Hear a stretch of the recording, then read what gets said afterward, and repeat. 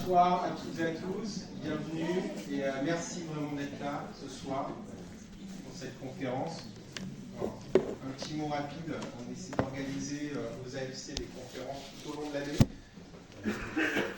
N'hésitez pas à nous soumettre des noms, voilà, des bonnes idées.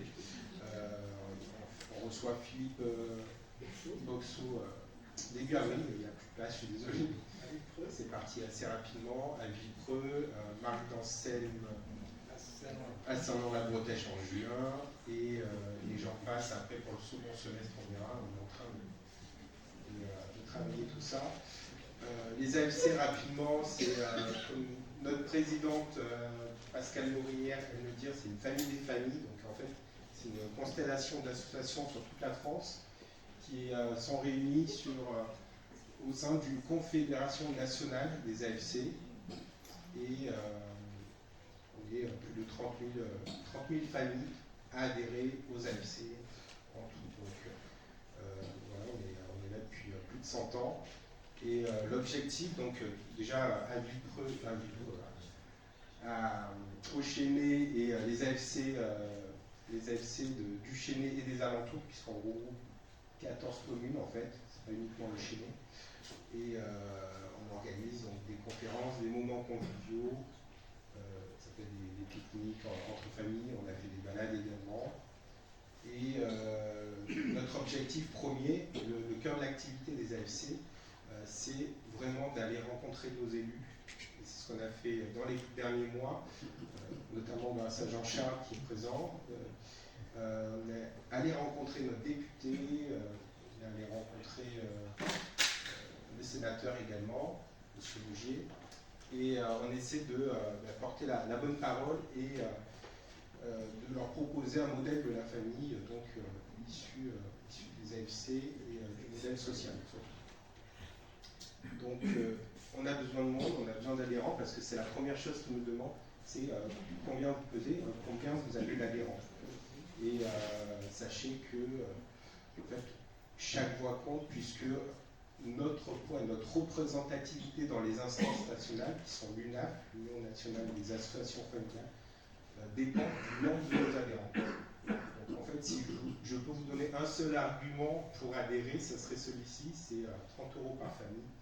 Mais nous, ça nous apporte un poids particulier et ça nous permet de peser dans ces instances nationales, UNAF, et départementales, UDAF. Voilà, ça c'était pour la petite présentation de l'AFC, et je vais également vous présenter un événement qui a lieu ce week-end. Si vous n'êtes pas inscrit, il reste des places. C'est à Vincennes, c'est une grande fête de la famille qui est organisée entre plusieurs associations, notamment donc bien sûr les AFC, mais pas uniquement. Enfin, il y a Alliance Vita, il y a la Fondation Le Jeune, il y en a d'autres. Des conférences, il y en a pour vraiment tous les âges. N'hésitez pas à y aller en famille, c'est ce week-end à Vincennes. Donc je voulais remercier Caroline de Fombelle qui nous fait l'honneur de sa présence ce soir pour la deuxième fois, c'est ça, donc sur le thème « Comment pardonner et retrouver la paix ». Caroline organise des ateliers, n'hésitez pas à aller voir son site et à vous inscrire. Et ce soir, donc, tu vas nous parler de la pédagogie de Jean Montbourquet. Et je te laisse la parole. Merci à tous. Merci Marguerite. Bienvenue à chacun de vous. Peut-être que, voilà, intérieurement, il y a une part de vous qui se dit, voilà, je suis déjà fatiguée, je serais mieux sous ma couette. Et puis, il y a une part de vous qui a aussi envie d'être là pour approfondir ce thème, le redécouvrir, ce thème de nos vies. Alors, bienvenue à toutes ces parties de vous pour ce soir, et qu'on puisse vivre ce temps-là ensemble. Le pardon, c'est un thème voilà, qui touche nos vies de tous les jours. Qui n'a pas une blessure, qui n'a pas été offensé. Donc c'est à la fois un thème très délicat, et en ce sens, voilà, c'est délicat d'en parler. Et surtout, je vous demande déjà pardon si dans mes mots, il peut y avoir des choses qui peuvent heurter ou blesser. Voilà, vraiment, bienvenue avec ce que vous avez vécu, ce que vous vivez dans vos vies ou pas. Et et puis, je vous souhaite de découvrir, moi, ce qui m'anime dans le fait de vous parler de ce thème-là, c'est de faire connaître, en fait, tout un cheminement que j'ai découvert sur le pardon. Vous voyez, dans notre éducation, j'ai pu comprendre, en tout cas moi, qu'il y avait quelque chose de l'ordre de un acte volontaire qui pouvait se faire rapidement, qui n'a pas entendu enfant, allez, pardonnez-vous, embrassez-vous, faites la paix. Et en fait, à ce moment-là, si c'était pas possible, si je sentais que c'était compliqué, peut-être de me sentir, mais en fait, je suis une mauvaise personne, mais en fait, j'y arrive pas, mais en fait... Et quand j'ai découvert cette pédagogie de Montbourquette sur ce thème du pardon, ça m'a vraiment réconciliée du coup avec le pardon. Et surtout, j'ai découvert le trésor que c'était. Et ce qui m'a le plus parlé, c'est de me dire que c'est un chemin. C'est un aboutissement de quelque chose et non pas un claquement de doigts. Alors c'est ça ce que je voudrais... c'est ça ce que j'ai à cœur de faire découvrir, de faire connaître et qui m'a tellement touchée dans la pédagogie Montbourquette. Alors... Qui est Jean Montbourquette? Il était prêtre, il est mort en 2011, donc c'est pour ça que je dis il était. Il était prêtre et docteur en psychologie, donc c'est vraiment cette double, à la fois sa vocation et puis sa mission de prêtre et sa mission en tant que psychologue, qui m'a rejointe aussi dans son approche, dans tous les thèmes qu'il aborde, ce qu'on voit dans ses livres. Aimer, perdre et grandir, c'est le deuil de l'estime de soi, l'estime du soi, voilà, c'est l'estime de soi. Apprivoiser son monde, à chacun sa mission, découvrir cette mission de vie que nous avons chacun, quel agir correspond à qui je suis, qu'est-ce qui m'anime de faire au service de la société, du monde, et puis comment pardonner. Dans chacun de ces thèmes, il cherche à réconcilier psychologie et spiritualité, notre dimension humaine et spirituelle, et que vraiment les deux qu'on puisse vraiment parcourir les deux, prendre en compte les deux, pour grandir dans l'estime de soi, pour découvrir sa mission de vie et aujourd'hui pour pardonner. Voilà, il a animé énormément de conférences, d'ateliers au Québec, en Europe. Aujourd'hui, c'est en France que l'association Estimam, qui est un peu l'école Montbourquette, quand il est mort en 2011, Isabelle d'Apremont a poursuivi son œuvre à travers l'association Estimam. Aujourd'hui, il y a une 50aine d'animateurs certifiés pour animer les ateliers Montbourquette. Voilà, un peu partout, surtout en France, Belgique, Suisse, Angleterre.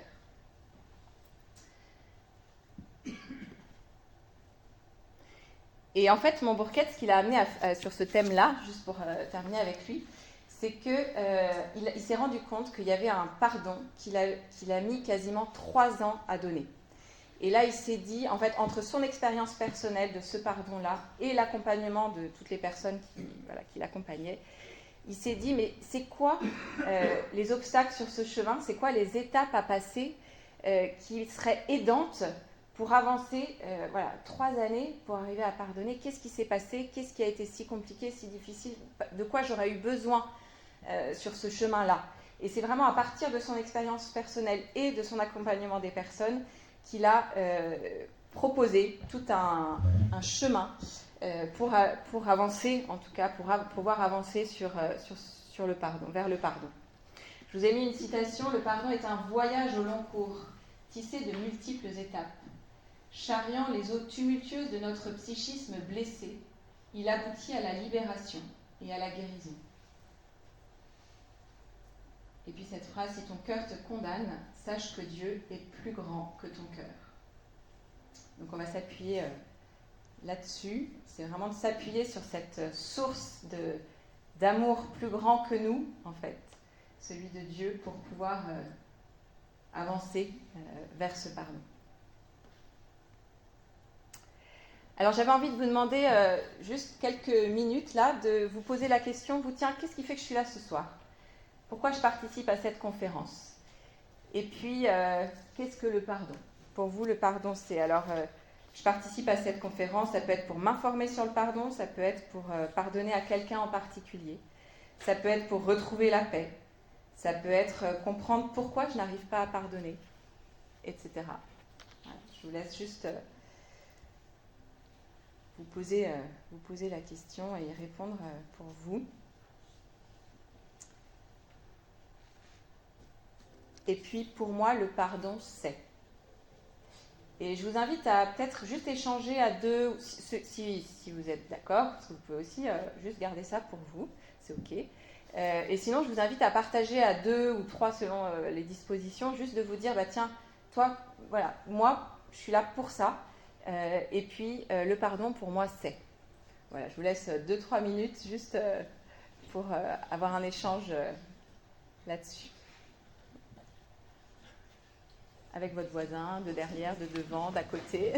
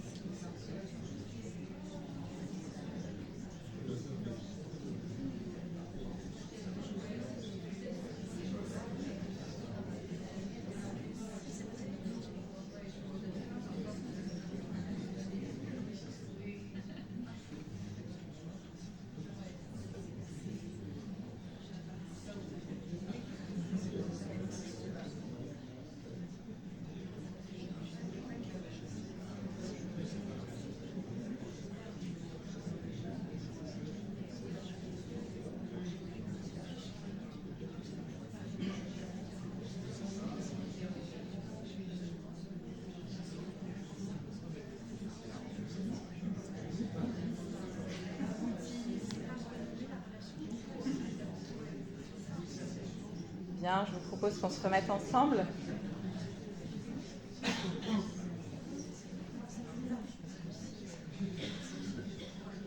Alors, est-ce que l'un de vous voudrait bien, enfin, ceux qui veulent juste dire ça peut être juste un mot, soit je participe à cette conférence pour, ou pour moi le pardon c'est, un peu spontanément, sans, voilà, s'il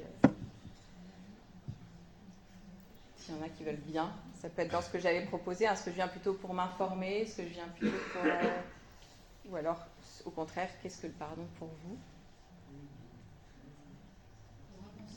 Pour avancer, ouais. Relever. Oui, relever la personne ou soi-même.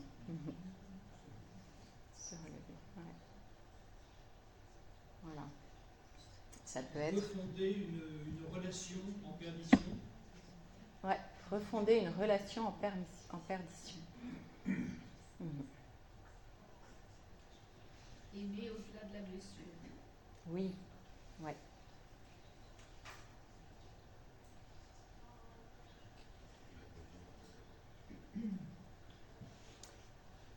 Alors, je me suis pas présentée vraiment, mais c'est...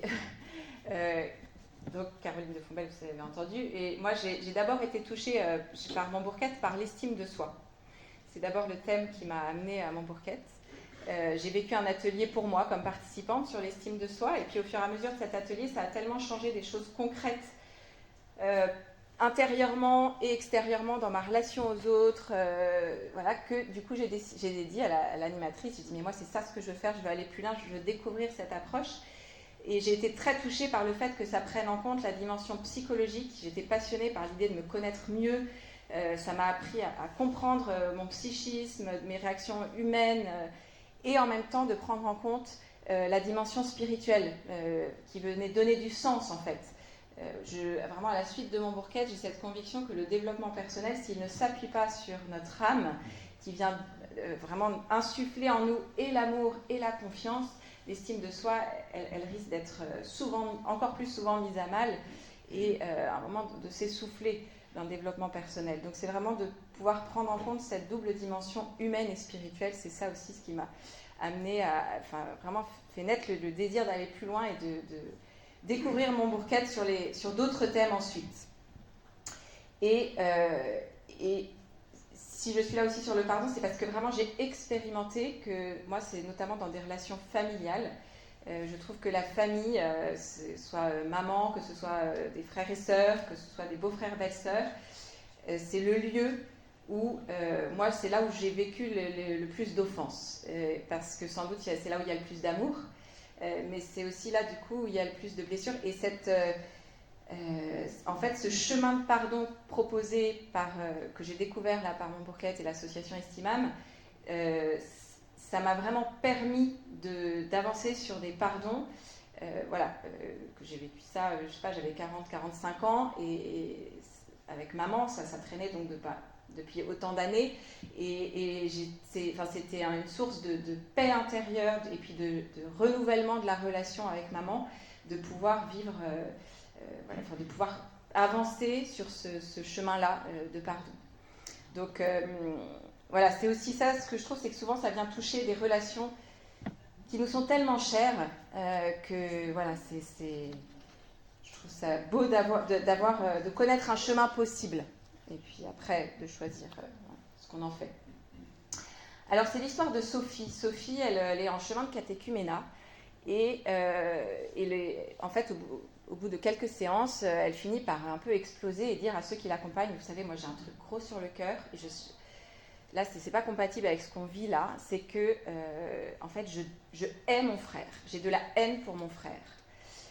Mon frère s'est marié et juste après leur mariage avec son épouse, ils ont coupé les liens avec ma mère et moi.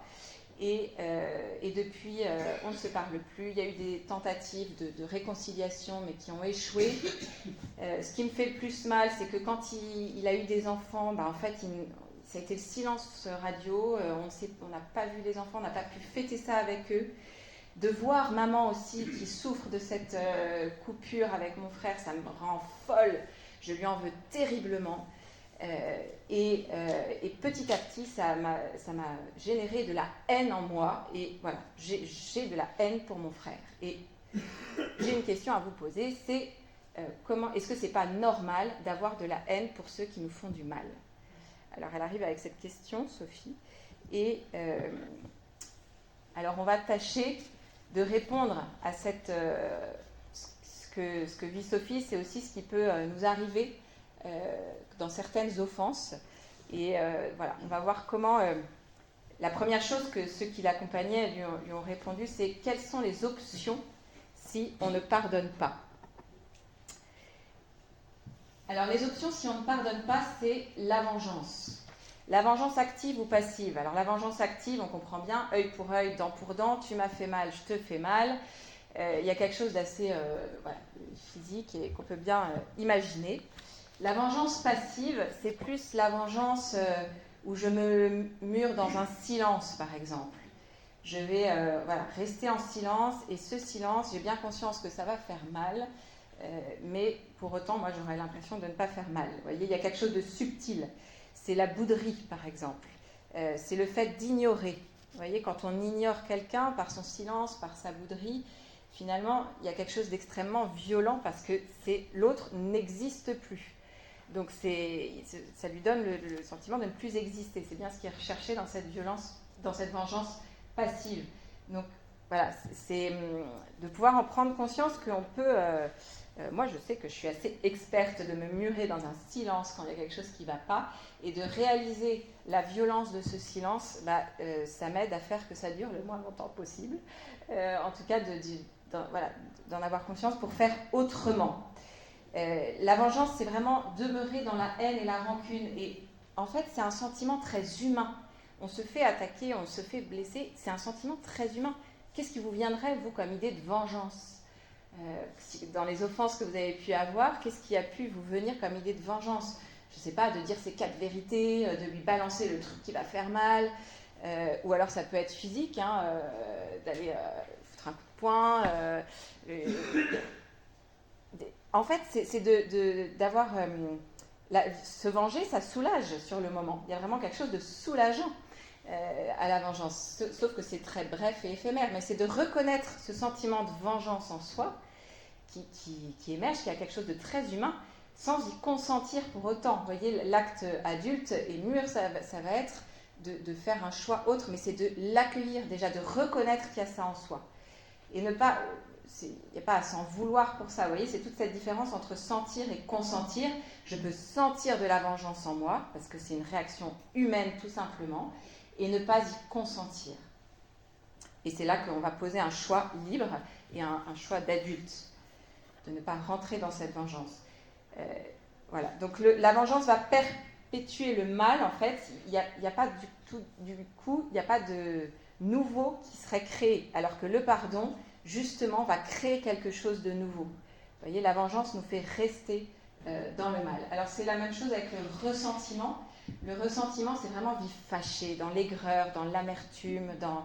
Et d'ailleurs, à l'inverse, si on n'a pas conscience d'une offense, mais qu'on vit dans l'amertume, qu'on est souvent fâché, en colère, ça peut être un indice qu'il y a peut-être une blessure qui n'a pas été guérie, une offense dont on n'a pas vraiment pris conscience que ça nous avait fait vraiment mal.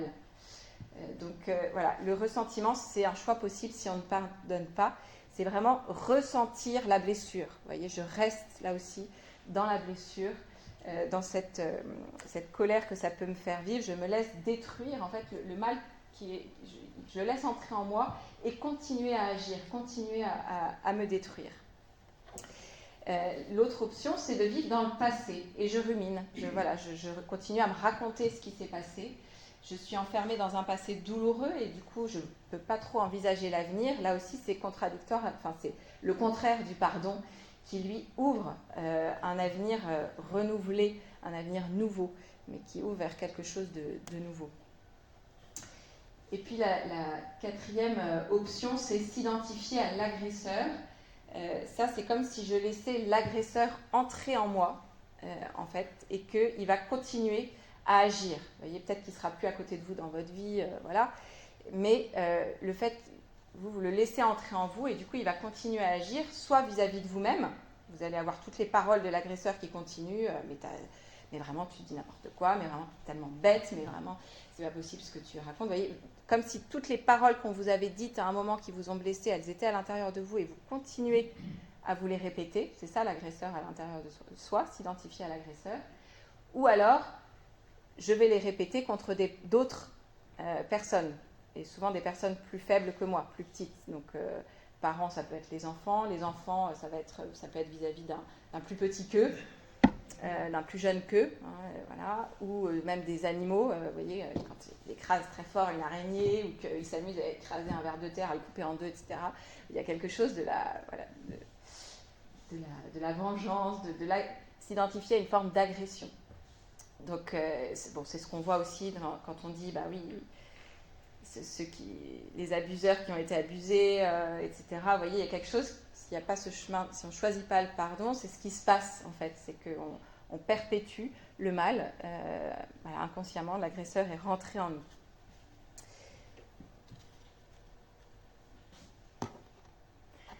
Alors, j'avais envie de continuer, avant de rentrer dans le pardon, de déjà faire un peu le tri, de voir qu'est-ce que le pardon n'est pas. Ces fausses conceptions du pardon, qui parfois sont justement celles qui nous empêchent, dans ces conceptions-là, il pourrait y en avoir qui nous empêchent justement d'avancer ou qui rendent le pardon compliqué, difficile, laborieux, parce que justement, c'est pas tout à fait ça le pardon, c'est une fausse conception. Donc, c'est des bonnes raisons. Donc, peut-être qu'en découvrant que parmi ces fausses conceptions, certaines que vous aviez, ça peut permettre déjà de se dire « Ah bah oui, je comprends pourquoi c'était si difficile, je comprends pourquoi j'y arrivais pas. » Voilà, tout simplement parce que ce n'est pas ça. Alors la première chose, c'est que ce n'est pas nier. Il ne s'agit pas de nier l'offense, de nier la blessure. Ce serait nier, en fait, nier, ce serait comme spiritualiser notre être. Et dans le sens où je nierais toute émotivité.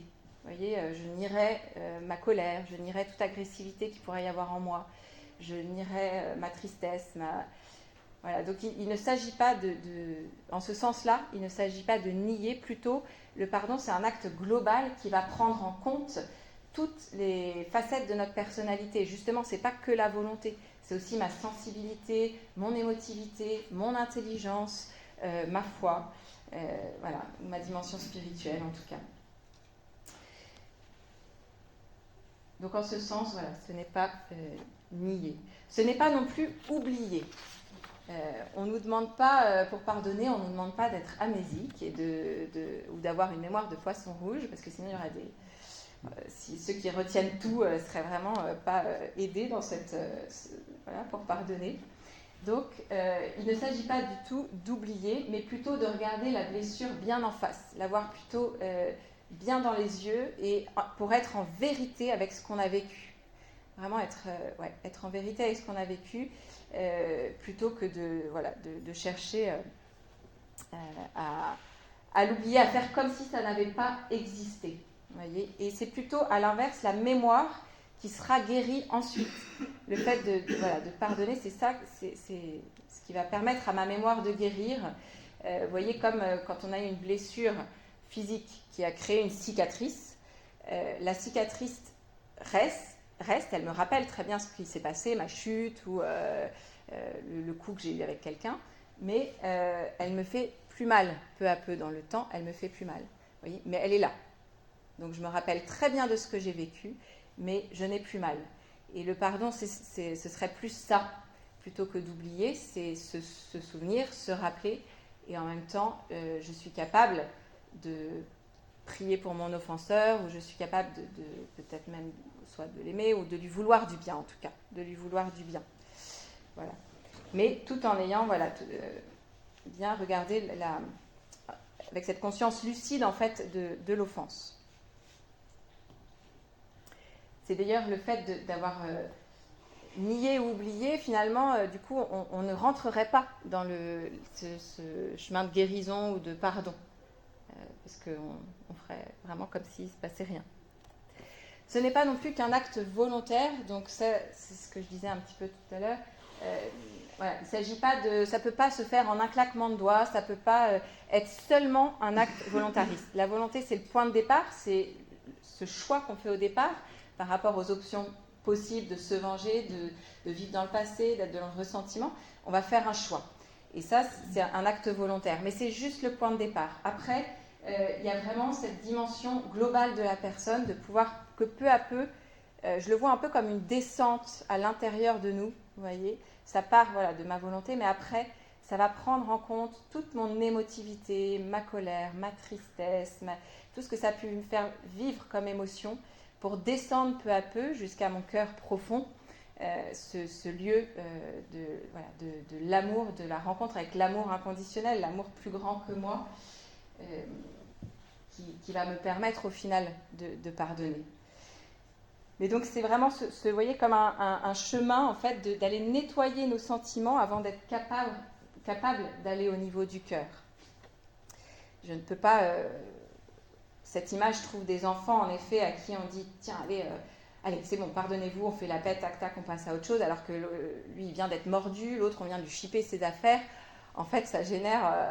c'est compliqué de passer d'un truc à l'autre aussi rapidement. Et voilà, donc c'est ce qui a pu faire parfois qu'on se dise « Mais non, j'y arrive pas, je suis pas capable, j'y arrive pas ». Et donc, peut-être de se sentir mal par rapport à ça, mais parce qu'en effet, c'est bien plus un processus, un cheminement, qu'un acte juste volontariste. Et puis, ça va aussi engendrer l'honnêteté de l'acte. En fait, il y a beaucoup plus si le faire aussi rapidement que ça, il y aurait peut-être quelque chose de pas tout à fait honnête dans le pardon donné. Ce serait plutôt un bon débarras où je fais ce que maman m'a dit et puis je passe à autre chose. Mais peut-être que ça manquerait d'honnêteté dans la relation et dans le pardon qu'on donne. Ce n'est pas se retrouver comme avant l'offense. Alors ça, parfois, en effet, il peut y avoir cette confusion entre pardon et réconciliation. Et là, je fais une nuance entre réconciliation et se retrouver comme avant l'offense. Le pardon n'est pas la réconciliation. La réconciliation peut être le fruit du pardon, et c'est ce qu'on souhaite évidemment dans beaucoup de situations, mais pas nécessairement. Il peut y avoir aussi pardon sans retrouvailles après. Voilà, dans des cas où la personne, en fait, c'est pas possible de vivre avec cette personne, ou c'est trop dangereux, il y a un danger, il y a pour X raisons. Donc il n'y a pas forcément, ou même parfois la personne peut aussi, ça peut arriver avec des personnes décédées, on fait une démarche de pardon pour être en paix avec cette personne, mais évidemment qu'il n'y a pas la réconciliation puisqu'il n'y a pas la rencontre avec l'autre. Voilà, ça reste un pardon du cœur. Ce n'est pas se retrouver comme avant l'offense, parce que sinon ça reviendrait à nier ou oublier ce qui s'est passé.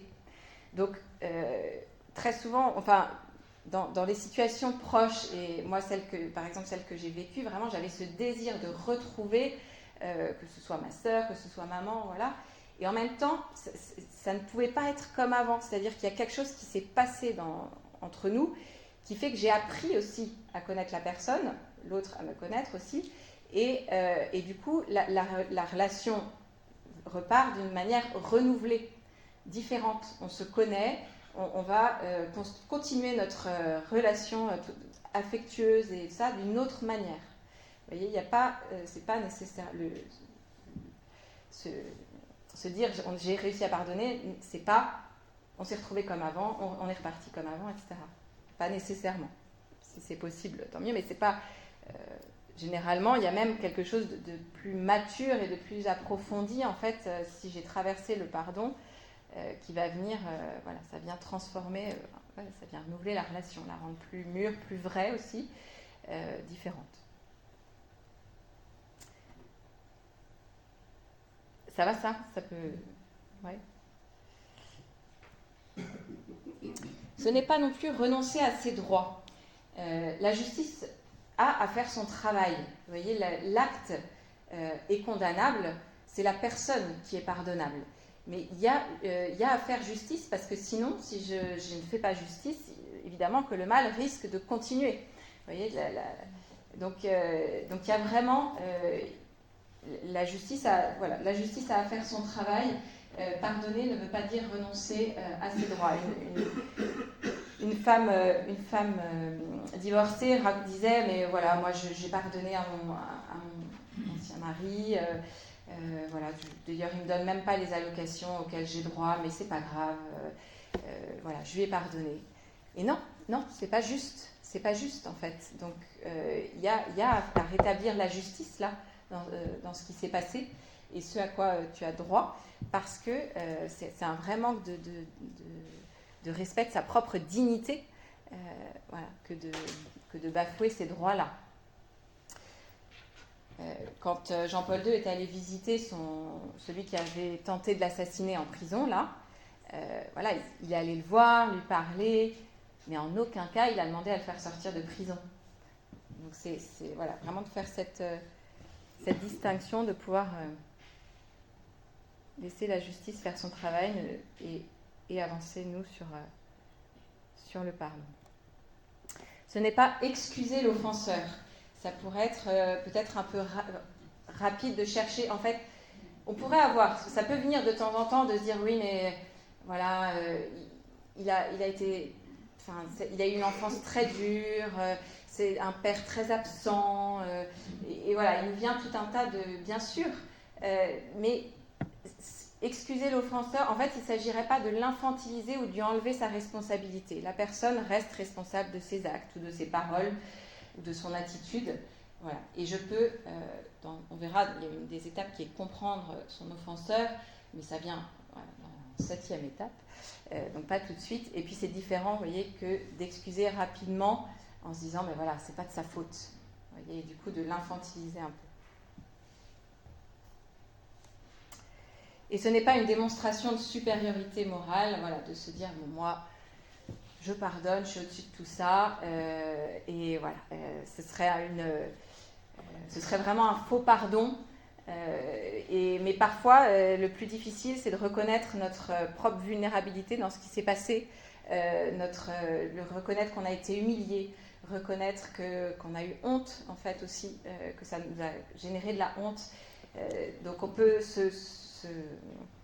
même sans trop forcément consciemment, hein, mais voilà, en faire un peu une supériorité morale, je suis au-dessus de ça. Et puis, grand Seigneur, je te pardonne. Mais vous voyez, vous savez bien que voilà, ce ne serait pas un pardon en vérité, en fait.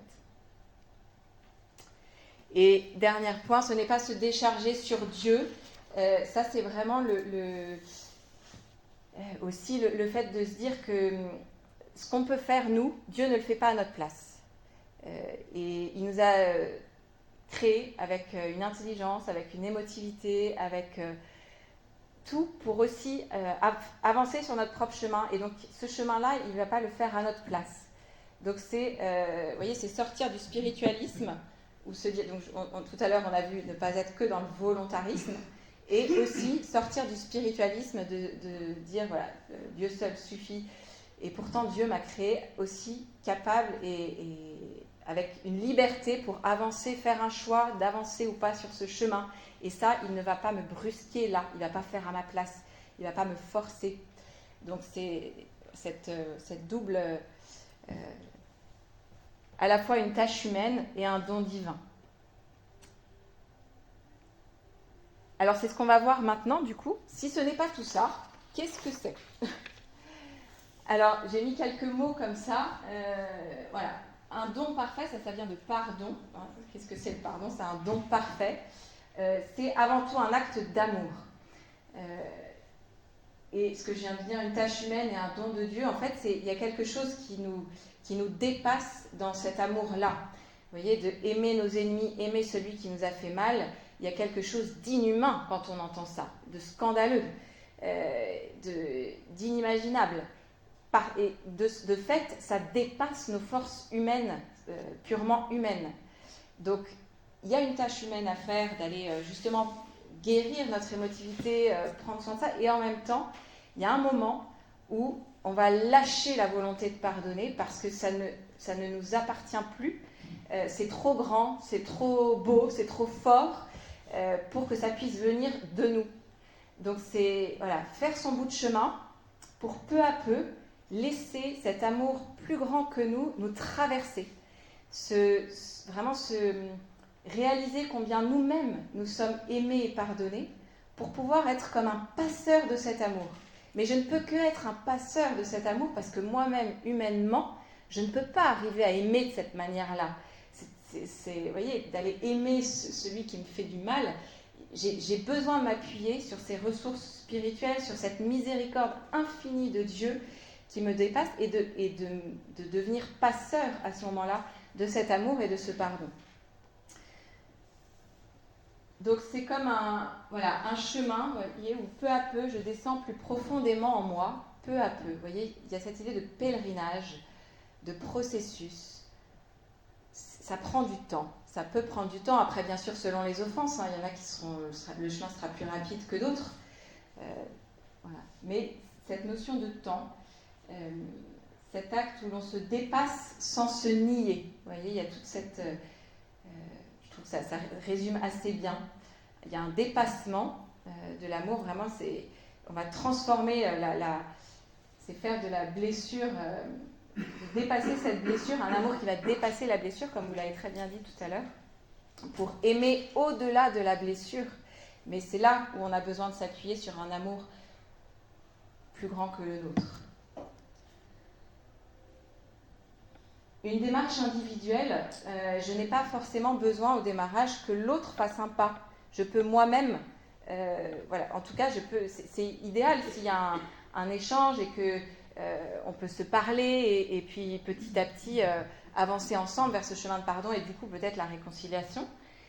Mais pas forcément. Ça peut être aussi une démarche individuelle si l'autre ne reconnaît absolument pas ses torts ou n'est pas du tout dans cette optique-là, cette démarche-là. Je peux moi-même faire cette démarche-là pour me libérer intérieurement, pour retrouver de la paix vis-à-vis de cette personne. C'est Priscille Roquebert, je ne sais pas si on a pas mal parlé d'elle, peut-être vous avez écouté son histoire. Elle dit ça, je l'avais mis, non Ne pas pardonner, c'est se faire du mal à soi-même. Voilà. Et donc elle, vraiment, vous pourrez écouter son histoire, il y a plusieurs podcasts où on la trouve facilement. Mais où elle exprime vraiment ça, cette expérience. Elle, il n'y a pas forcément eu de pardon avec son père, qui était alcoolique, qui était malade jusqu'à la fin de sa vie, extrêmement malade, donc il n'y a pas eu d'échange forcément, mais elle, ça l'a libérée de pouvoir être dans cette attitude, de pouvoir pardonner à son père et poursuivre en fait sa vie avec le cœur en paix. C'est ça le pardon, c'est que ça vient mettre de la paix dans le cœur.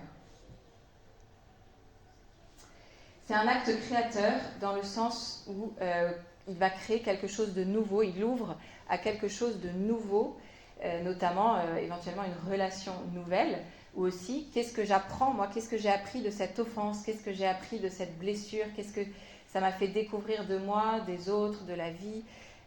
Voilà, donc ça permet quelque chose de nouveau. Ça vient transformer l'acte qui était destructeur en un acte créateur. C'est ça qu'il est possible de faire par le pardon.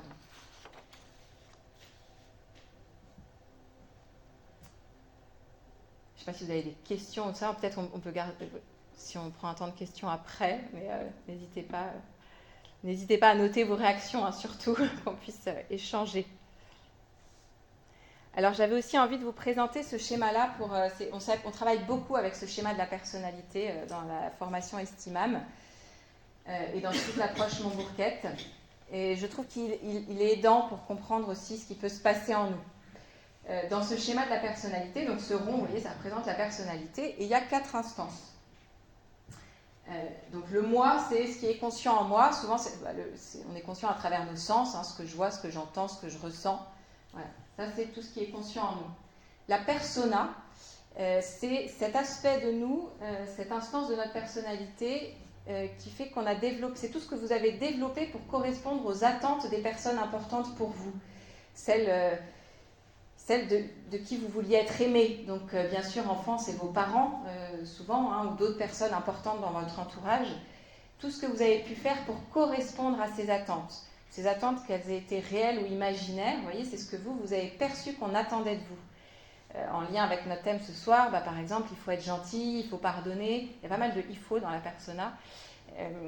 Et je cherche du coup à correspondre à ça parce que je vois bien que si je fais comme ça, je suis aimée, je suis appréciée.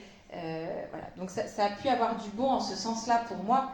Voilà. Simplement, ce qui se passe, c'est qu'en développant ces aspects-là de moi, il y en a d'autres aussi, du coup, que je rejette, que je refoule, que je décide de ne pas développer parce que j'ai peur de ne pas du tout être aimée si je me montre comme ça. Et donc, je les mets dans l'ombre. C'est ce qu'on appelle l'ombre de la personnalité. Ces aspects de moi que, en fait, c'est trop stressant de montrer ces aspects-là de moi. Ça va me mettre dans une angoisse, une culpabilité. Vous voyez, le moi conscient, il peut vivre de l'angoisse, de la culpabilité, de l'anxiété, s'il y a ces aspects-là de l'ombre qui apparaissent. Donc, par exemple, ça pourrait être, j'ai plutôt appris à être gentille, mais du coup, dans mon ombre, il y a de la méchanceté. Bien sûr qu'il y a de la méchanceté, il ne s'agit pas d'être méchante, mais qu'est-ce que ça, à force d'être gentille, je me dis, au bout d'un moment, j'en ai ras-le-bol d'être gentille, je suis trop gentille. Vous voyez, je peux arriver à un moment où je me trouve trop gentille, parce qu'il me manque quelque chose que j'ai laissé dans la méchanceté, ce qui pourrait être intéressant d'aller récupérer dans la méchanceté. Ça va dépendre de chacun, mais pour certains, ça pourrait être peut-être dire un peu plus non, ou m'affirmer, ou exprimer ma colère. Vous voyez, il peut y avoir des émotions.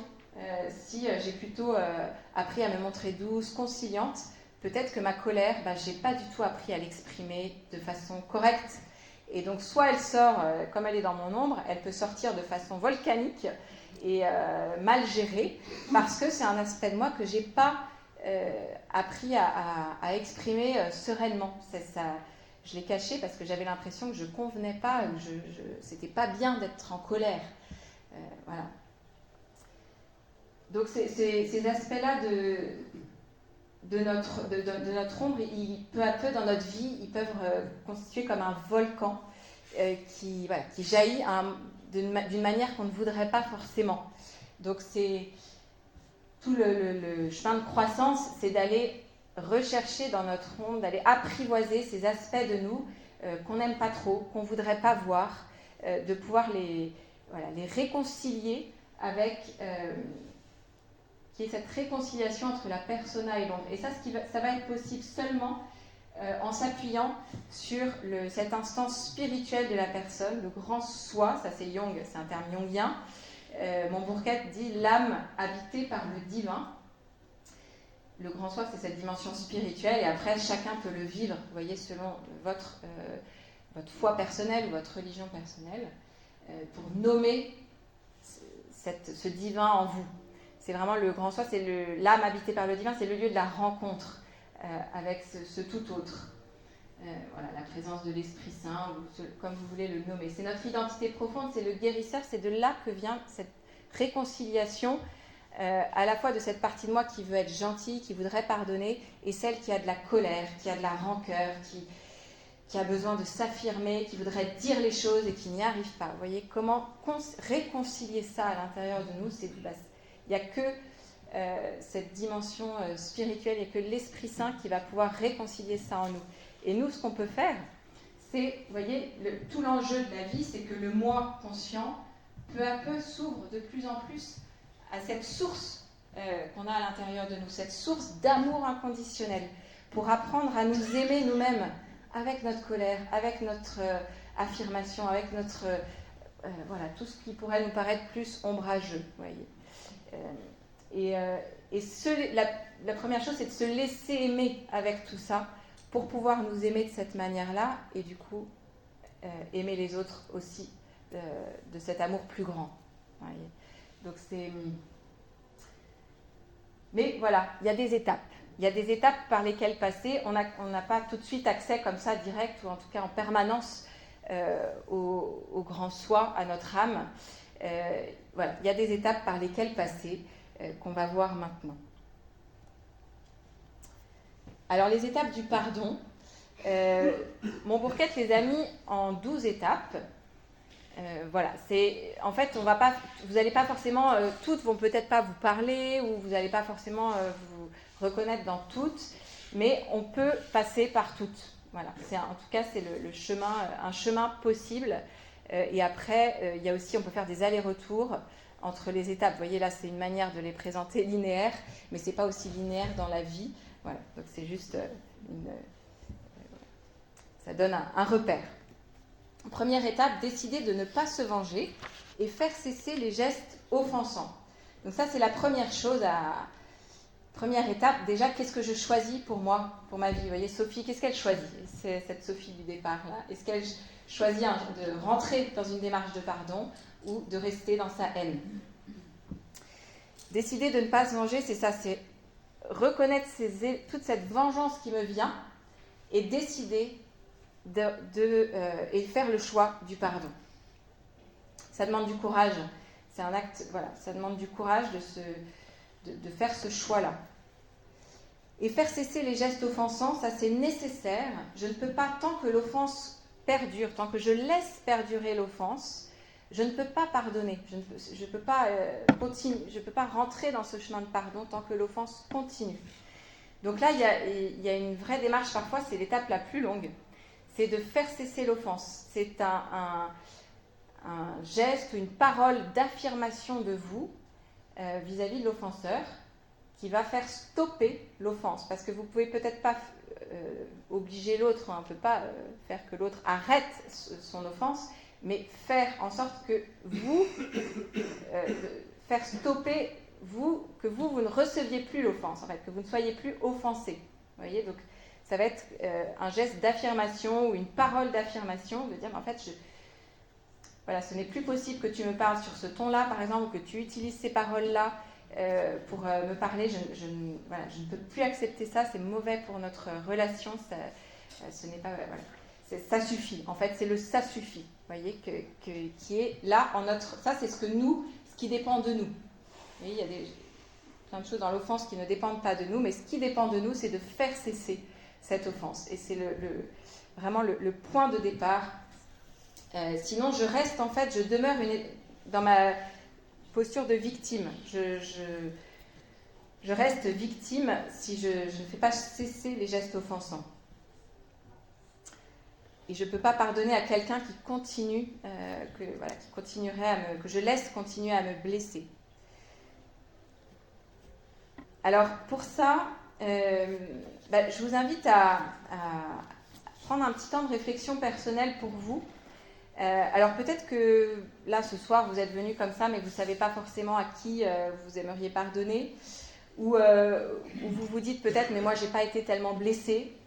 Voilà. Alors il ne s'agit pas de prendre l'offense de votre vie, mais si vous laissez monter en vous, voilà, pensez à une blessure qui vous vient. Une blessure qui vous vient à la mémoire, et puis de vous demander comment vous avez réagi en tant que victime. D'accord ? Là, on est vraiment dans la situation offensée. Ça nous arrive d'être offenseur, mais là, je vous invite à penser à vous en tant qu'offensé. Donc, pensez à une blessure qui vous vient, et puis de vous dire comment j'ai réagi, moi. Est-ce que j'ai plutôt laissé pourrir la situation ? Est-ce que vous avez essayé d'oublier ? Est-ce que vous vous êtes dit, de toute façon, il n'y a rien à faire ? Est-ce que vous avez eu peur des réactions de l'offenseur ? Est-ce que vous avez plutôt laissé croître le ressentiment ? Est-ce que vous êtes plutôt dans l'attente du moment de vous venger ? Peut-être que vous trouvez un avantage aussi à rester victime. Qu'est-ce que vous gagnez en restant victime ?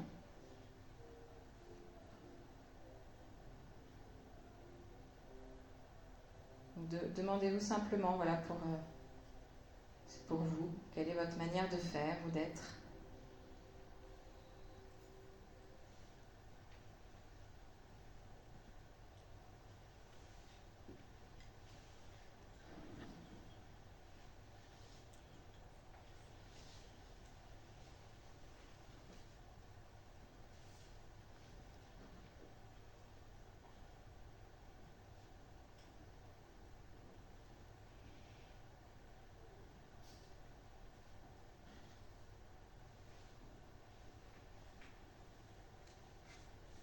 Et puis, vous allez trouver aussi, vous pouvez penser aussi à un acte d'affirmation de vous pour faire cesser l'offense. Comment vous allez faire ? Qu'est-ce que vous allez dire pour faire cesser l'offense ? Qu'est-ce que vous allez pouvoir exprimer ?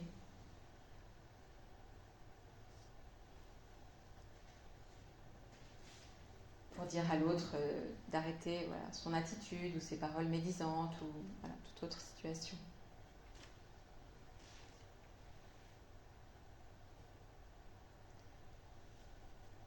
Une des choses qui aide dans cette étape-là de faire cesser l'offense, c'est de parler de soi. De pouvoir dire en je,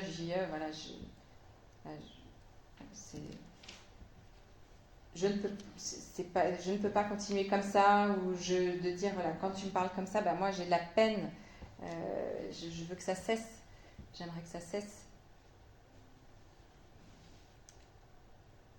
Pouvoir lui parler de ce que vous avez vécu dans cette offense.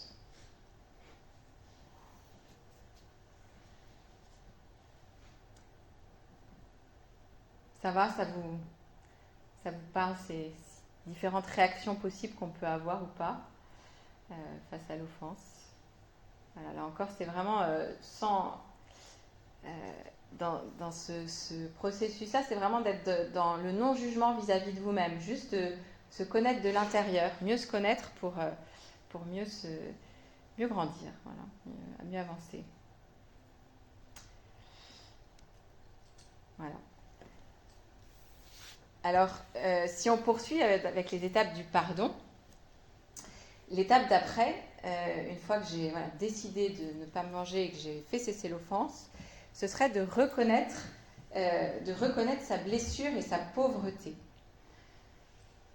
C'est reconnaître en fait que ça m'a fait mal. Et parfois on peut se dire, oui mais en fait il y en a qui ont des trucs beaucoup plus graves, il y a des offenses il y a des mots beaucoup plus durs.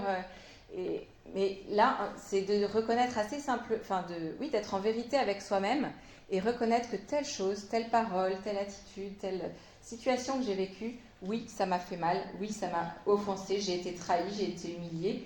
Et reconnaître ce que cette offense a pu provoquer en vous comme sentiment d'humiliation, de honte.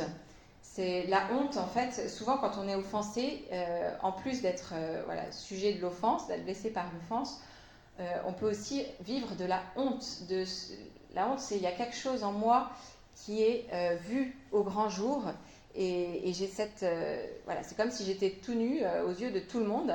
Ce qu'on vient de me faire là, ça me rendait très vulnérable aux yeux des autres, et ce sentiment de honte, il peut être très difficile à percevoir, on peut le camoufler, ça peut se cacher justement sous de la colère, ça peut se cacher sous le fait d'être un peu dans l'éternelle victime. Donc je vais me plaindre, je vais aller raconter ce qu'on m'a fait à d'autres pour être considérée vraiment dans ce qui m'a fait mal, que je sois reconnue comme victime, c'est plutôt s'attirer la pitié des autres. Ça pourrait masquer en fait cette honte aussi. Un autre masque de la honte, c'est la rigidité ou la perfection, de chercher, quand j'ai honte de quelque chose, je vais sans doute chercher ensuite, je pourrais chercher inconsciemment à me montrer irréprochable, pour surtout qu'on ne voit plus ce qui pourrait en moi faire défaut, être reprochable, être prise en défaut. Donc c'est différent. Soit le perfectionnisme, la rigidité ou la colère peuvent venir masquer cette honte profonde en fait liée à l'offense. Elle n'est pas facile forcément à débusquer celle-là, mais du coup de reconnaître sa blessure, reconnaître en fait avec humilité que oui, là j'ai été offensée. C'est déjà un chemin pour faire tomber les résistances à la honte, à la vulnérabilité, de s'accepter vulnérable. Et puis c'est seulement en reconnaissant sa blessure et sa pauvreté qu'on peut rentrer dans cette phase émotionnelle, de laisser jaillir la colère, la tristesse, les larmes, s'il y a des larmes qui ont à couler. Donc c'est pas pour y rester, mais c'est pour la traverser. Et c'est pas pour rester dans la douleur, mais c'est pour la traverser. Et du coup, quand je reconnais ma blessure, ce qui va aider, c'est de la partager à quelqu'un. Idéalement, à l'offenseur, quand c'est possible. Maintenant, si évidemment aller parler à l'offenseur me met en situation de risque de me reprendre un coup, on ne va pas faire ça. On ne va pas se mettre dans ce pétrin-là. Mais si c'est possible, c'est de pouvoir aller parler à l'offenseur. C'est ça qui va venir apaiser la blessure. Partager sa blessure, c'est pouvoir partager toute son émotion, l'émotion que ça génère, le vécu émotionnel lié à la blessure. Et de pouvoir porter ça à deux, en fait, ensemble. Il ne s'agit pas de se décharger, mais c'est aussi notre humanité que de pouvoir s'épauler, notamment dans ces moments-là. Donc c'est d'alléger le poids émotionnel. Et puis ça aide aussi, en parlant, ça aide à objectiver. Le fait d'en parler, tout d'un coup, je peux prendre à distance aussi avec ce que j'ai vécu, le voir d'une autre manière, d'un autre angle, prendre un peu de recul.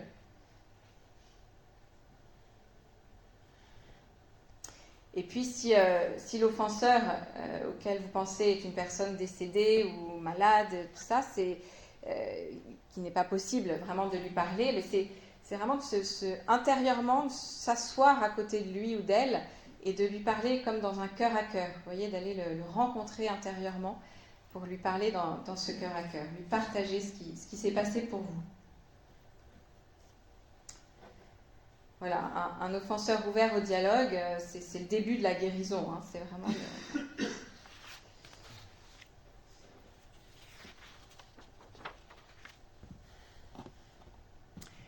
La quatrième étape, identifier sa perte pour en faire le deuil. Alors ça, ça permet de se dire, mais tiens, en moi, qu'est-ce qui a été blessé? Qu'est-ce qui a été offensé? Plutôt que se dire, je suis toute blessure,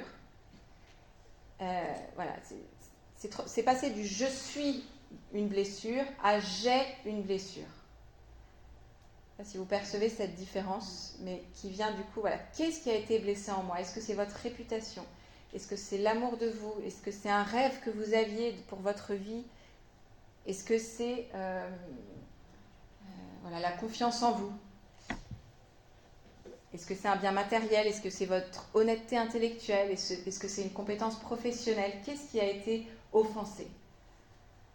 Et ça vient, voilà. Du coup, ça me redonne aussi ma capacité à guérir. Parce que si tout en moi est blessure, bah je risque d'être plus dans une attitude passive et victime, en effet, demeurer dans l'attitude de victime. Alors que si je reconnais qu'en moi, il y a une partie de moi qui a été fortement blessée, c'est celle-là. Et du coup, ça me redonne la possibilité d'être actrice de la guérison et du pardon.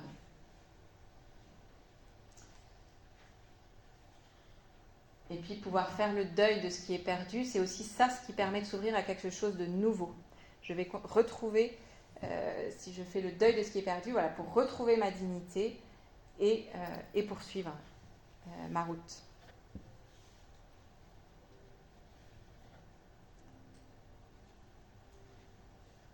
Plutôt que de demeurer dans l'impuissance, vous voyez, de l'identification à la blessure.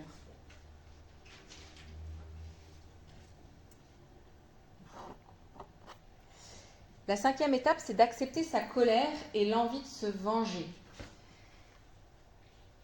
De pouvoir, voilà, cette colère, je ne sais pas si vous avez des exutoires pour votre colère, si vous avez des manières vous connaissez vos manières de l'exprimer, mais c'est vraiment de pouvoir, dans le fond, reconnaître que la colère, c'est un sentiment juste.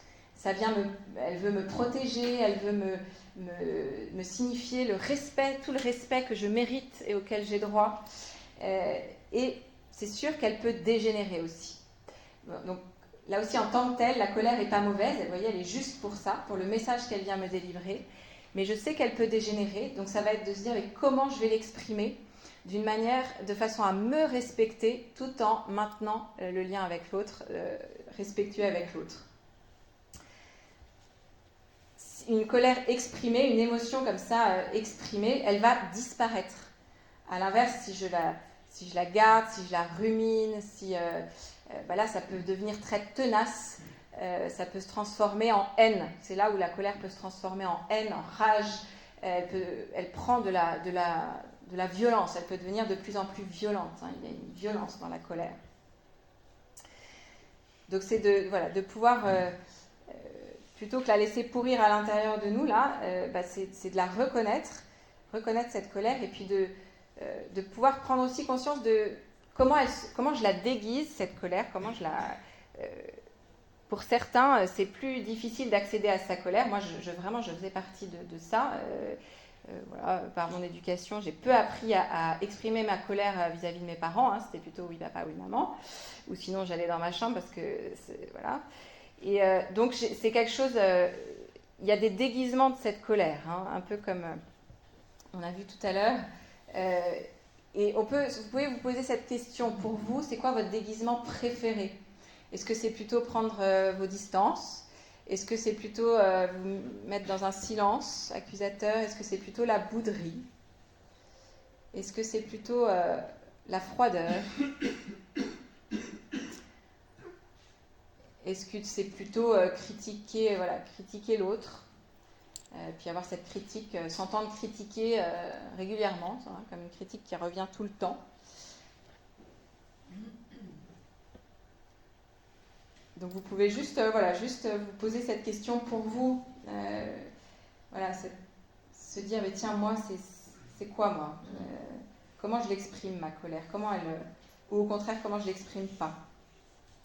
Quand on n'a pas été habitué à exprimer sa colère, c'est ce qu'on appelle une émotion trafiquée. On va la trafiquer, on va l'exprimer d'une manière qui ne va pas du tout la sortir. Vous voyez, être dans le silence ou bouder, ça vient pas du tout, ça permet pas à la colère de sortir de nous. Et donc c'est ça qui fait qu'elle reste et qu'elle s'accroche. Parce qu'elle n'est pas épuisée. Et donc c'est ça aussi qui fait qu'elle risque de sortir d'une façon tout à fait désordonnée et virulente. Donc là aussi, c'est se donner le droit de vivre de la colère et puis de choisir comment vous allez l'exprimer, comment vous allez la dire, cette colère. Et là aussi, le mieux, c'est de pouvoir l'exprimer à la personne concernée. Voilà. Parce que là aussi, ça peut ressortir, et ça, vous l'avez sûrement expérimenté, hein, mais je sais pas, vous en voulez à votre boss toute la journée qui vous a saoulé et tout, et puis vous rentrez, en fait, vous allez engueuler votre femme ou votre mari ou vos enfants. Voilà, ça sort sur d'autres si je ne l'ai pas conscientisé et que je n'ai pas pu nommer à qui j'en veux. Du coup, si je ne sais pas à qui j'en veux, finalement, je vais en vouloir à la terre entière ou ça va focaliser sur certaines personnes, mais qui ne sont pas vraiment les personnes concernées au départ. Donc ça... Voilà. On peut se sentir très coupable En fait, quand on ne répond pas à l'idéal de nous-mêmes, on peut vivre de la culpabilité, comme je vous montrais dans le schéma tout à l'heure. Et la culpabilité, en fait, c'est souvent de la colère retournée contre nous. Donc, si je n'adresse pas ma colère à la personne concernée, il y a donc cette possibilité que ça sorte sur d'autres.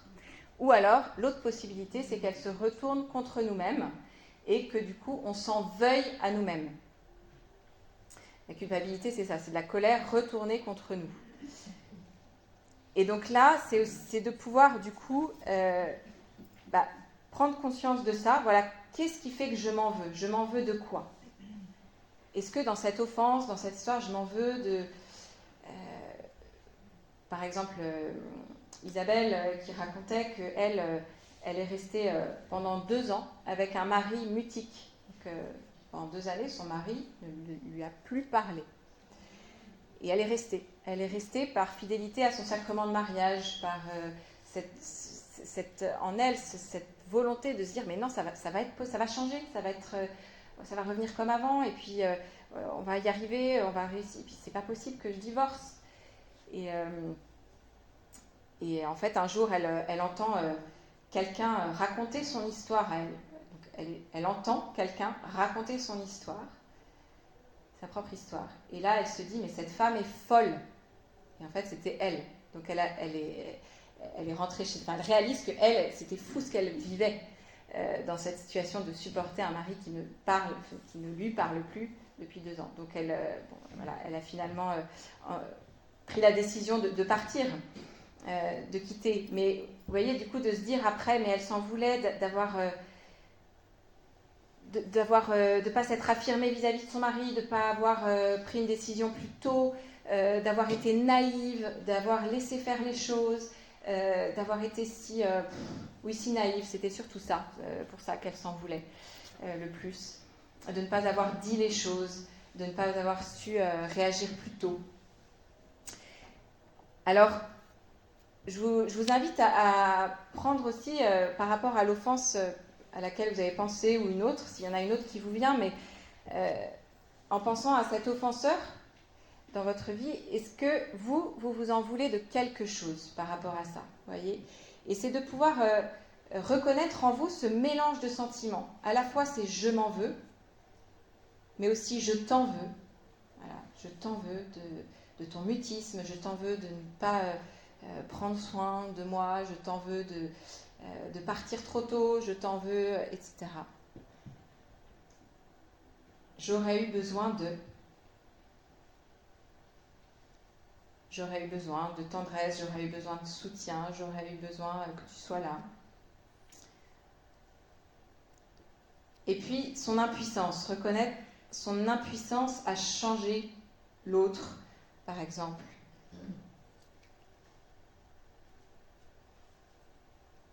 Donc, je vous invite à prendre un temps d'écriture sur je m'en veux.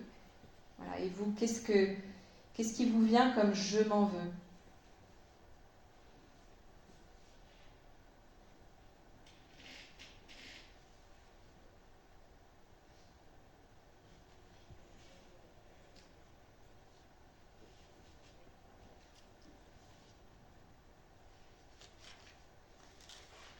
Les raisons pour lesquelles vous vous en voulez, si vous vous en voulez, c'est pas...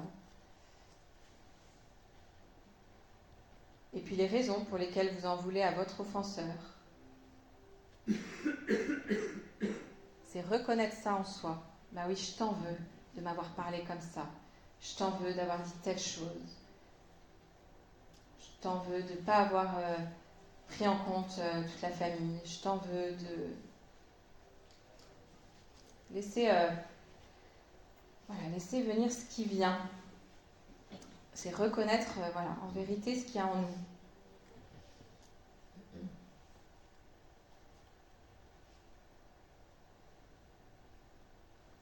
Et parfois, quand on peut avoir du mal à ce je t'en veux, on peut s'en vouloir d'en vouloir à l'autre. On se dit mais non, mais je devrais lui pardonner, vous voyez, un peu sauter des... Oui, je devrais lui pardonner, par exemple. Ça pourrait nous rendre plus difficile, ça, de reconnaître. Et c'est comme ça reste un passage, on ne va pas s'arrêter là, mais c'est juste un passage de reconnaître ce je t'en veux. Bah ouais, en moi il y a ça. Et ça fait du bien de le dire, ça fait du bien de l'exprimer, de le reconnaître. Et puis j'aurais eu besoin de... Je suis impuissante à... Et puis éventuellement j'ai de l'affection pour toi ou je t'aime, parce que tout ça peut être mêlé, c'est ça qui est mystérieux à l'intérieur de nous, mais on peut avoir tout ce mélange d'émotions, de ressentis en même temps.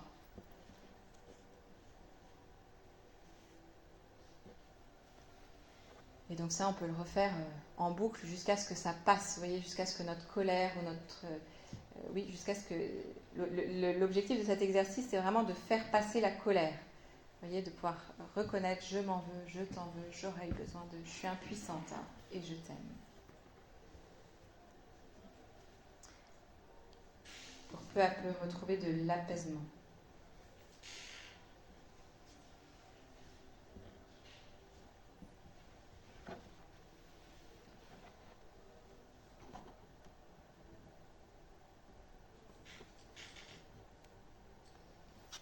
Alors, si on poursuit, l'étape d'après, c'est se pardonner ou recréer l'harmonie en soi.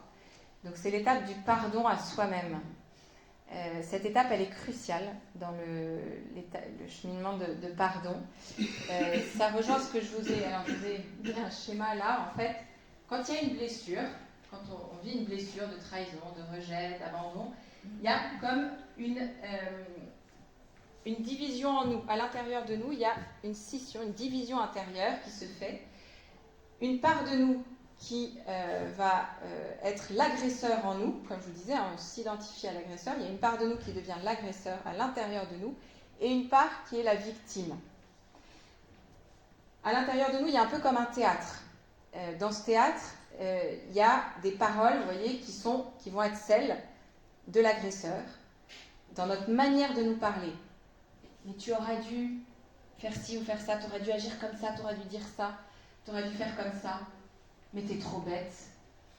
Et vous pouvez même entendre parfois le ton sur lequel on vous l'a dit. Vous voyez, c'est-à-dire que vous allez vous parler avec le ton sur lequel qui a été utilisé vis-à-vis de vous. Mais t'es une incapable, mais c'est pas possible, t'es incapable, mais t'es naïve.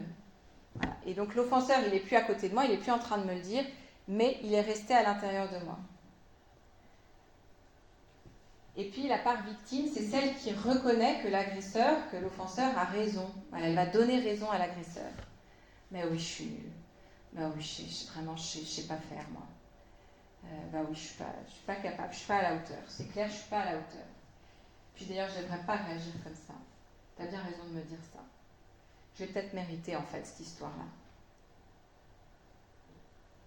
J'ai honte de moi. La victime, elle est très en lien avec son humanité, avec sa vulnérabilité.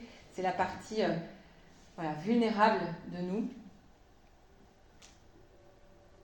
Et voilà. Donc on a en nous ces deux parties-là, cette partie offenseur, vous voyez, et tant que ces deux-là se confrontent à l'intérieur de nous, je ne peux pas être en paix avec mon offenseur, avec la personne réelle. Parce que ça va continuer à batailler à l'intérieur de moi. Donc ça va réveiller l'offense, elle est encore là. Donc la première étape, c'est d'aller réconcilier en nous l'offenseur et la victime.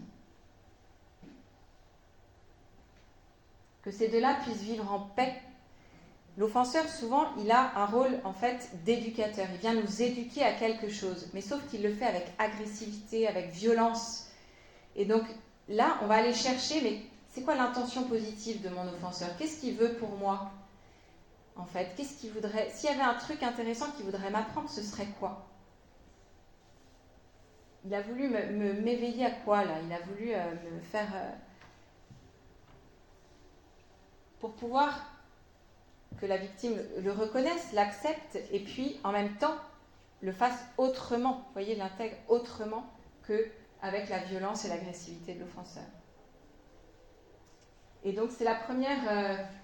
on rentre un peu dans la partie plus spirituelle, c'est-à-dire que là ça demande cette réconciliation intérieure, c'est vraiment l'Esprit Saint en nous qui va venir réconcilier ces deux parties-là de nous. Nous on peut en prendre conscience, reconnaître que ça bataille en nous entre cet agresseur, il est à l'intérieur de nous, et en même temps cet apaisement il ne va venir que de l'Esprit Saint qui va permettre à ces deux parties-là de se réconcilier, de s'apaiser, de se rencontrer, de vivre en paix ensemble.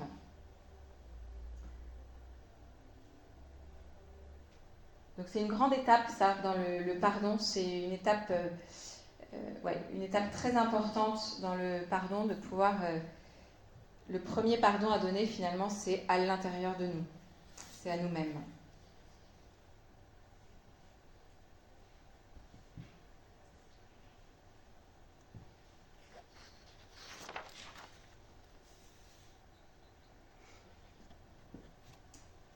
Et donc finalement, ce qui va permettre cette réconciliation, c'est de pouvoir comme je disais, laisser l'Esprit Saint, c'est-à-dire en fait se mettre en attitude, et c'est là où peu à peu ça va changer. Vous voyez, jusqu'à maintenant, on est plutôt en attitude avec notre intelligence et notre volonté, on cherche à mettre des mots sur ce qu'on vit, à nommer ce qu'on a vécu, à l'exprimer à l'offenseur, à nous affirmer pour faire cesser l'offense. Tout ça, il y a quelque chose de volontaire et qui est lié à une démarche active et volontaire. Et puis peu à peu, là, on rentre dans cette démarche plus de réceptivité, de recevoir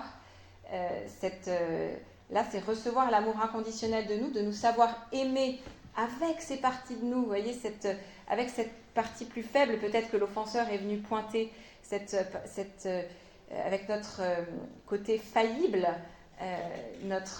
cet aspect de nous qui est imparfait, et c'est de se laisser aimer avec cette imperfection qui va venir réconcilier en nous et apaiser en nous ce conflit-là.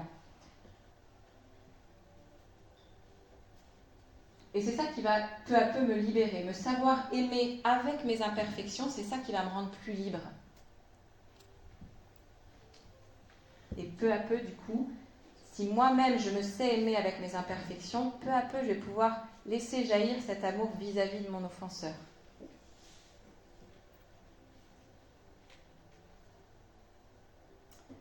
Ça va pour cette partie-là, c'est un peu plus, parfois un peu plus ardu à comprendre.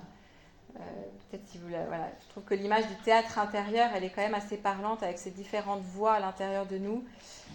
On peut reconnaître dans ces voix certaines de notre père, notre mère, ou telle personne qui nous a marqué, et voilà, et d'entendre encore ces paroles à l'intérieur de nous.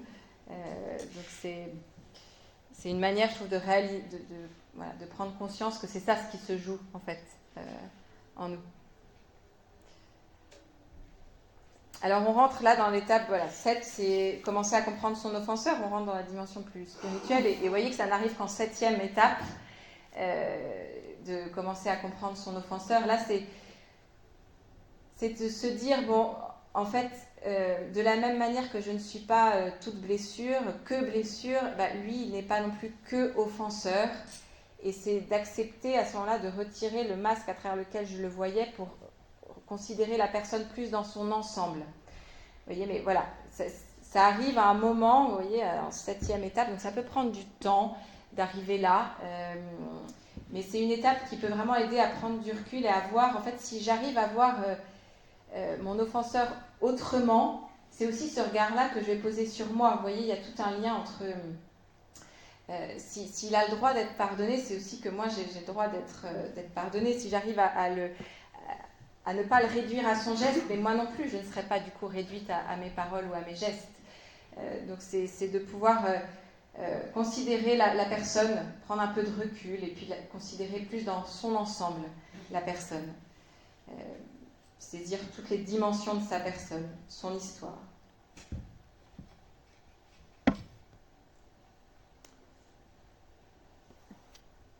Ensuite, trouver dans sa vie le sens de sa blessure, trouver un sens à sa blessure, ça c'est notre grande force, la force de notre vie humaine et de notre liberté intérieure, c'est qu'on peut choisir ce qu'on va faire de la blessure et que c'est possible de se dire mais qu'est-ce que j'en apprends, qu'est-ce que je vais choisir d'en faire pour ma vie, pour poursuivre ma vie. Qu'est-ce que ça m'a appris de moi, qu'est-ce que ça m'a appris de la vie, qu'est-ce que ça m'a appris des relations peut-être. En quoi ça m'a fait mûrir, comment je poursuis autrement du coup, oui, qu'est-ce que ça m'a fait découvrir. C'est notre choix.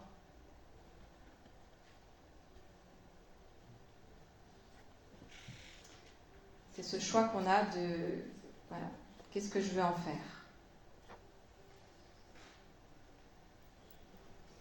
Parfois, nos offenses ou nos blessures, c'est ce qui va donner sens à notre mission de vie. C'est là où on a envie de se donner pour aller donner ce qui nous a manqué, ou en tout cas, comme ça nous a fait prendre conscience de quelque chose de très important, c'est là où on va aller se donner encore plus. Vous voyez, c'est en tout cas dans la recherche, dans la découverte de sa mission de vie, c'est souvent le point de départ.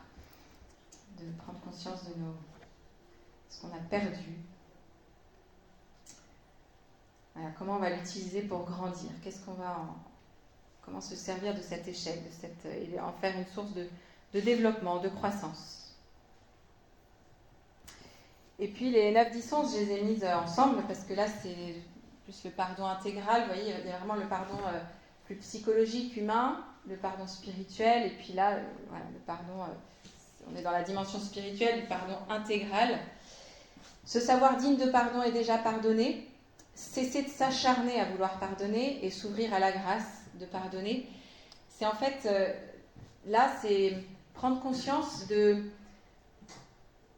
Et moi qui suis aussi offenseur, combien de fois j'ai été pardonnée. De réaliser tout l'amour que j'ai pu recevoir des autres et leur pardon. C'est vraiment de m'appuyer sur ça, de réaliser ça pour moi-même, à mon tour, être du coup, pour transmettre finalement ce pardon que moi-même j'ai reçu. Donc voilà, c'est reconsidérer tous ces moments où, bah oui, on m'a pardonné, on m'a aimé malgré l'offense que j'ai commise. Donc c'est revenir à ça pour pouvoir soi-même donner cet amour plus grand à l'autre. Cesser de s'acharner à vouloir pardonner, c'est laisser la grâce agir à ce moment-là à travers moi. Ce n'est plus moi là qui peut agir parce que ça me dépasse et j'arrête de vouloir pardonner et je laisse le pardon se donner à travers moi.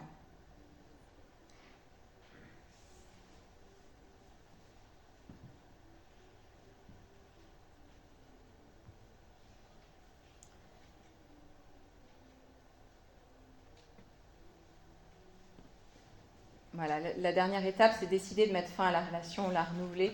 C'est ce qu'on disait par rapport sur le thème de la réconciliation ou pas, le renouvellement de la relation. Ah oui. Ouais, s'ouvrir à la grâce du pardon. C'est vraiment se mettre à ce moment-là en état de... Dans les premières étapes, c'est plutôt ce que je cherche moi à faire, et puis après je me mets en état de réceptivité, de recevoir cet amour qui vient du plus profond de moi ou qui vient du plus grand que moi. Et voilà, je le reçois pour pouvoir le passer, pour pouvoir le transmettre.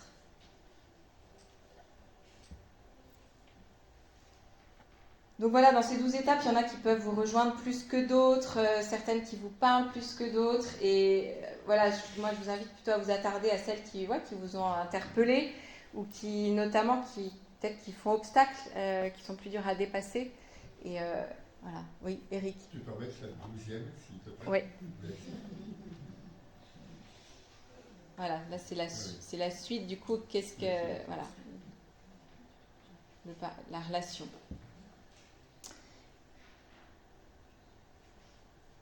Donc ça, comme j'en ai déjà parlé, je ne vais pas revenir dessus, mais voilà, c'est le fruit du pardon. Qu'est-ce que ça va...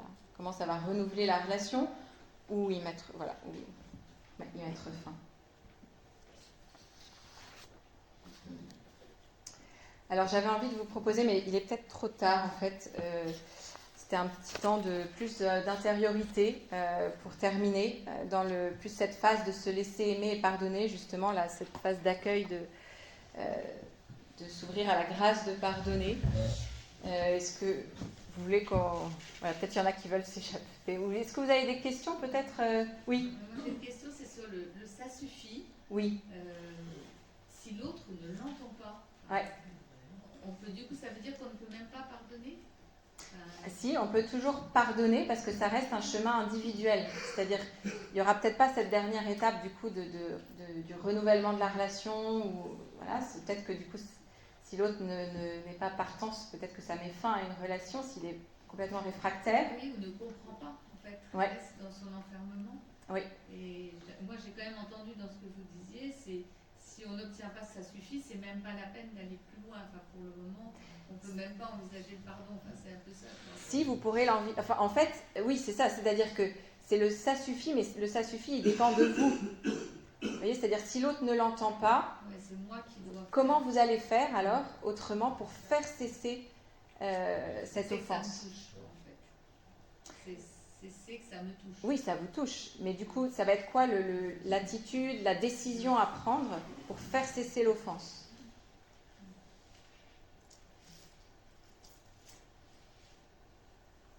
Le ça suffit, c'est symbolique de cette... voilà, c'est vraiment qu'est-ce que je vais... ce sera peut-être d'autres mots et une autre manière, vous voyez, mais qui symbolise... Enfin, c'est un symbole de cette étape-là. Je fais cesser l'offense, c'est stop, en fait. Ça, je n'accepte plus comme ça. Enfin, et après, le pardon reste une démarche personnelle, en fait. Donc, ça n'empêche pas... Du coup, si la personne n'entend pas, s'il n'y a pas de changement avec la personne, bah, du coup, peut-être que c'est vous qui allez vivre ça personnellement, mais voilà, il n'y aura pas... Et oui, c'est la première étape. Oui.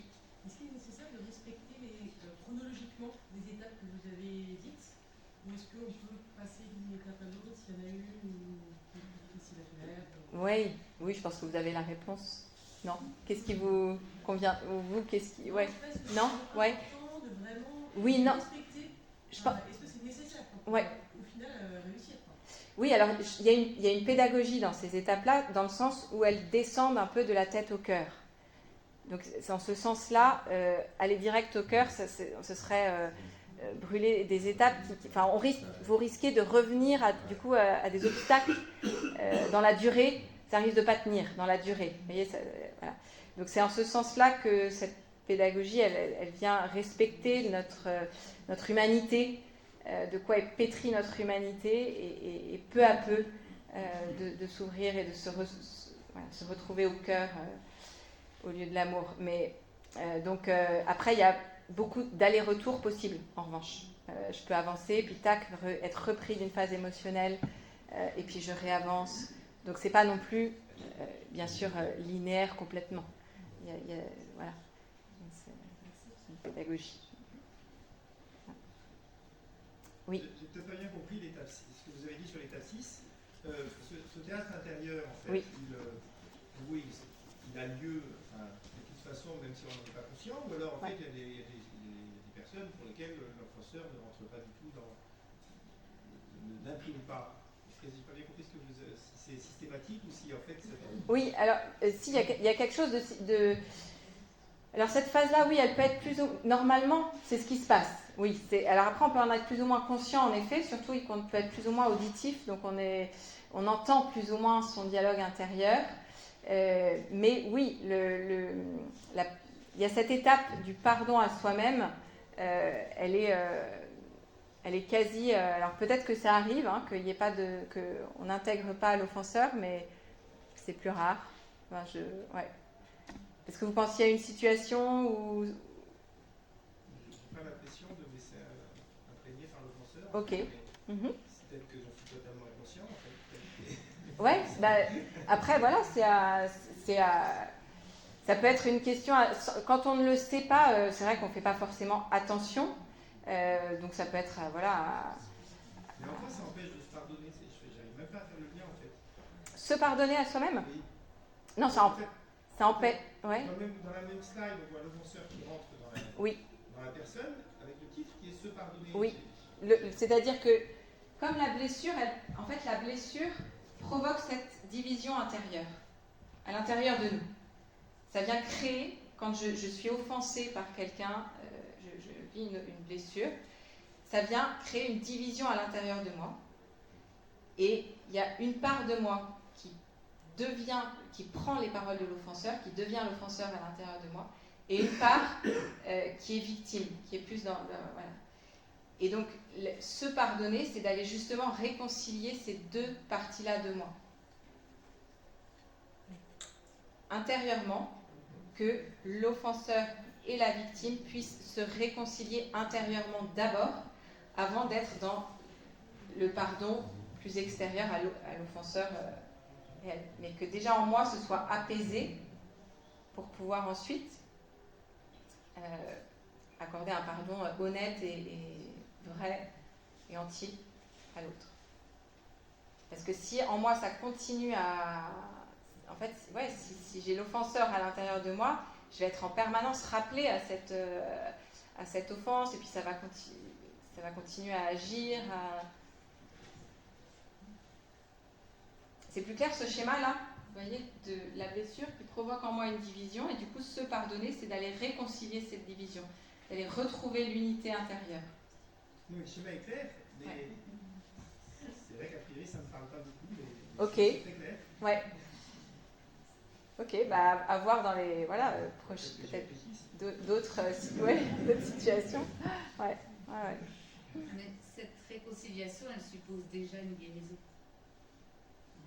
C'est un chemin de guérison. Ça fait partie. Ça permet une guérison intérieure. La guérison, c'est comme le fruit. C'est pas forcément ce qu'on cherche. On cherche le pardon, mais ça va être un fruit du pardon.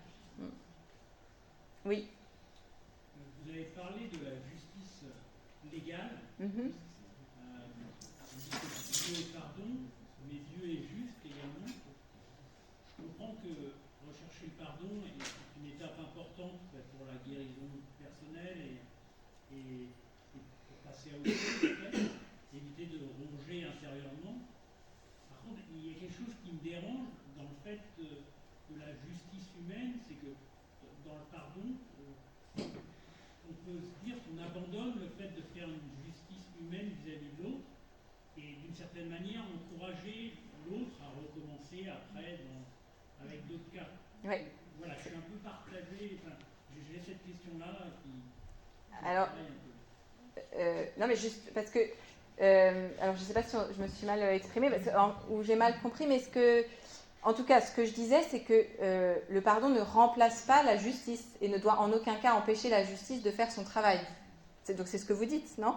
Oui, mais ce que je dis, c'est que d'une certaine manière, on a envie de faire justice aussi. Oui. Soi-même. Soi-même. Légale, ah oui. Quand c'est oui. une offense humaine. Oui. Et d'une certaine manière, à donner son pardon, on fait un peu l'abandon de cette justice humaine qui peut encourager l'autre à recommencer avec d'autres personnes. Alors, c'est-à-dire ça dépend, si je comprends bien, en fait ça dépend de l'offense, c'est-à-dire que parfois c'est la justice légale qui va faire son travail parce que c'est de cet ordre-là, et vous parlez de situations où là il y a une justice à faire que vous pourriez faire vous-même. Voilà. C'est ça? Oui. Après, à discerner, est-ce que la justice dont vous parlez, c'est bien de la justice, ou est-ce que c'est de la vengeance, ou est-ce que... Voilà, la limite un peu entre les deux. C'est pas simple, mais c'est ça. peu de vengeance également dedans. Ah, ok. Et, Bah, c'est bien de le reconnaître. C'est tout ça, voilà, mais c'est ça, mais bien sûr qu'il y a ça. Bien sûr qu'on rêve de faire justice nous-mêmes. Oui, c'est ça la vengeance, en fait. Mais en revanche, bien sûr qu'on ne va pas laisser... Enfin, c'est là où, si vous dites que ça n'empêche pas l'autre de perpétuer son acte, bon... en fait, vous allez faire cesser qu'il perpétue son acte vis-à-vis de vous. Après, que lui ne perpétue pas vis-à-vis d'autres, ça, c'est plus compliqué. Parce que, sauf si c'est de l'ordre légal et que là, il y a une mise en justice, enfin, une action de la justice qui va empêcher ça.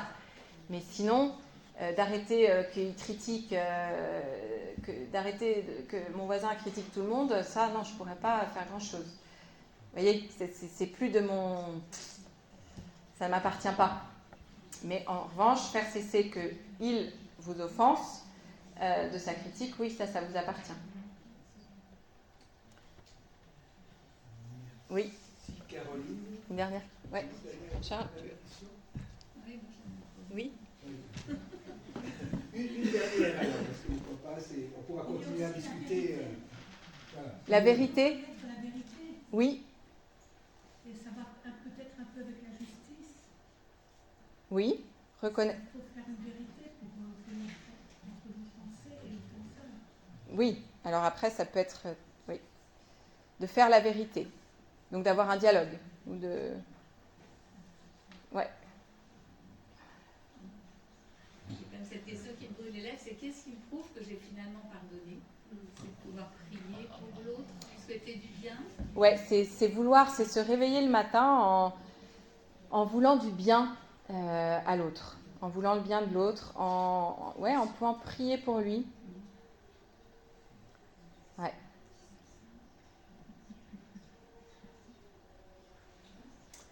Merci. Bien, merci pour votre attention.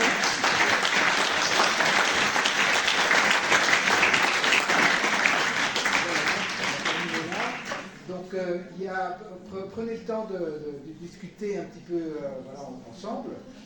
Il y a un panier à l'extérieur, près de la sortie, voilà, pour... c'est entrée gratuite, mais sortie payante. J'ai juste oublié, Jean-Charles. En fonction de ce que... J'ai juste oublié...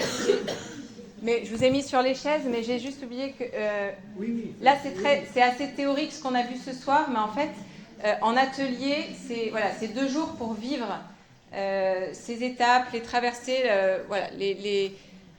quelque chose de beaucoup plus expérientiel. Les ateliers Montbourg-Quête, c'est une expérience à vivre avant tout. Voilà. Donc juste vous sachez que ça existe. Voilà. Ça suffit. Voilà, merci à tous en tout cas, et puis voilà, une soirée, on se retrouve là avec la semaine.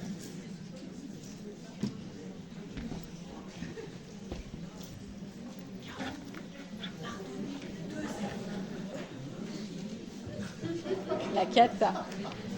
J'ai déjà fait la faute en plus tout à l'heure.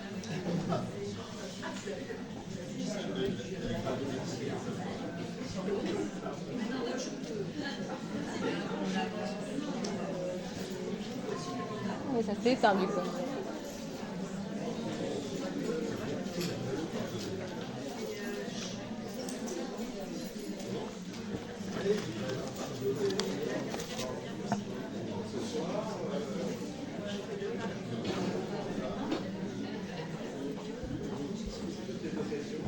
Je suis venue avec des pieds de plomb parce que j'étais crevée en haut partout.